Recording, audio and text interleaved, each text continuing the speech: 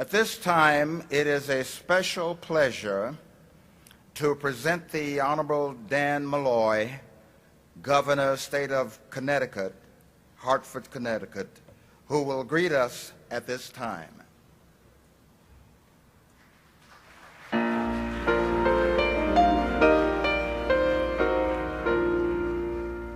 Good morning.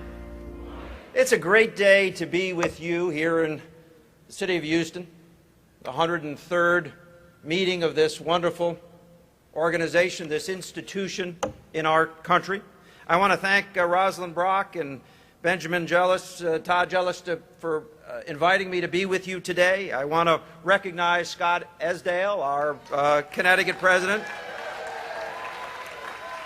And a point of personal privilege, since I'm from the city of Stamford, I want to say hello to Jack Bryant, the president of Stamford's chapter as well.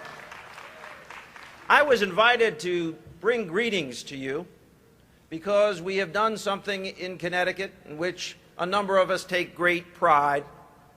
We've worked with this organization and others, people of goodwill, to bring about an end of the death penalty in the state of Connecticut.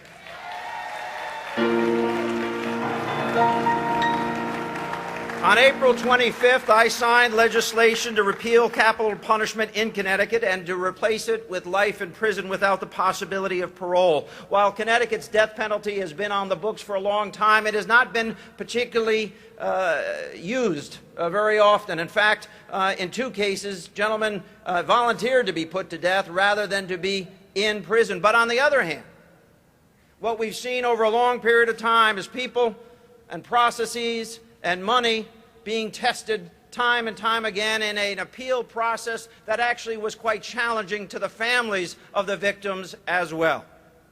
What we decided to do in the state of Connecticut was to join 16 other states in saying that we would no longer practice the death penalty. We are leaving behind as a state countries like Iraq and Yemen and China and taking a position. Now, some people might call it a moral position, and for me, it was in part moral. But I have to also tell you that I began my young life as a proponent of the death penalty. And it was only after I was an assistant district attorney in New York City and tried 23 felony cases, and I had convictions in 22 of those cases, and 4 of those cases being homicides, that I came to understand the frailties of our criminal justice system. And the idea that someone would be a victim of that system made no sense at all.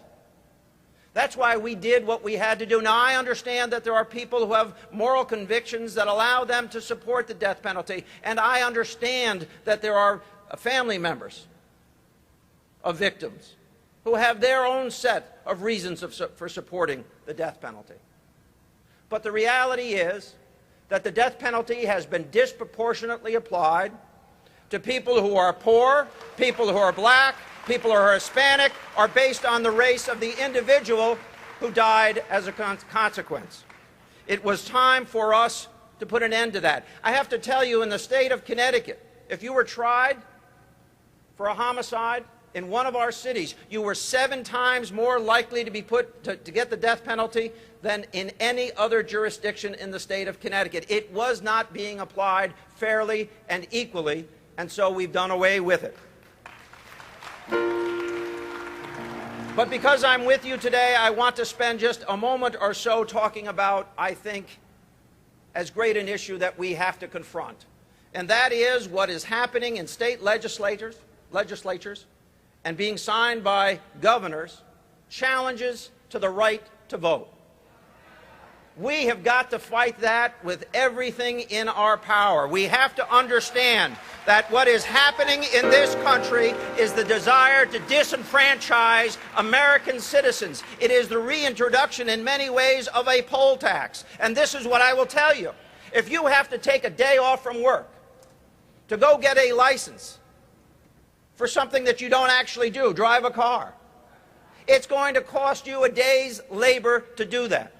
In fact, in the state of Wisconsin, which recently passed one of these packages, there are not DMV offices in 3 of the counties. So you'd actually have to travel to another county to get an ID to vote. It will cost you dollars and cents. And by the way, make no mistake about it, this is intended to have an adverse consequence on young people, on old people, on black people, on Latino people, on Asian Americans.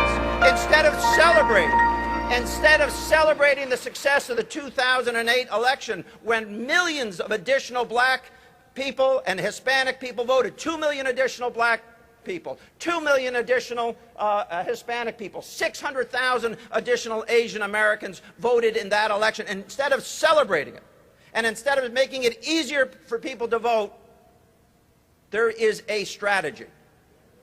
And that strategy is to prevent people of color and older people from voting. So let me share with you what's going on in one place. Well, actually, let me tell you about the Brennan Center, which has studied the 19 laws and 2 executive orders by governors.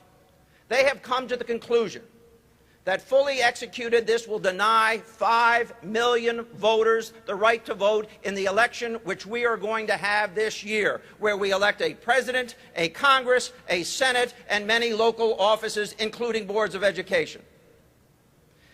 They've also reported that African American youth increased their voting in the 2008 election, and they are absolutely one of the audiences which will be most adversely affected by the changes in these states.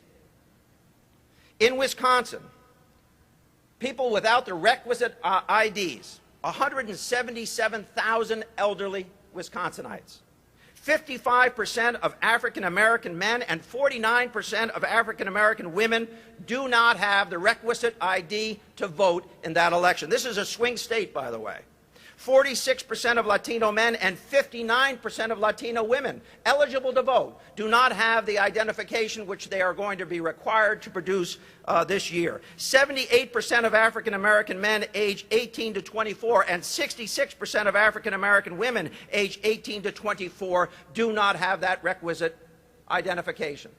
This is nothing else but an attempt to steal an election by denying a right to vote, something that we hold dear. We've got to do everything in our power to fight this fight as we continue to fight the other great fights, including the death penalty struggle here in the United States. Now, I understand that the Texas governor sent you a hello by video.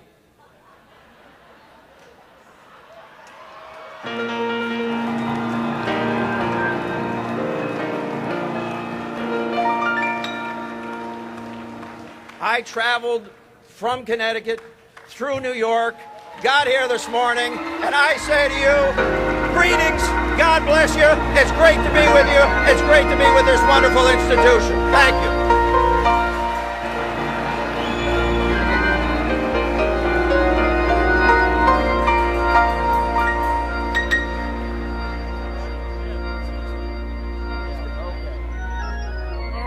Let's get back on our feet again for Governor Malloy. You know, when he abolished the death penalty in Connecticut, he didn't just keep a key campaign promise. He stood up for civil rights, and he stood up for common sense. Thank you, Governor. We are presenting this bowl to you that says, because of your courage and unwavering leadership in advancing equal justice by abolishing the death penalty in Connecticut, the NAACP recognizes Governor Dannel P. Malloy. Thank you.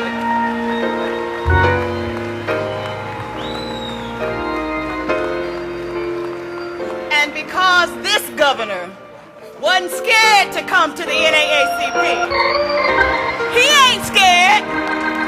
We thank him so much for coming all the way from Connecticut. And we salute him today, NAACP, with the 100-year history of this great association. Let's give it up one more time.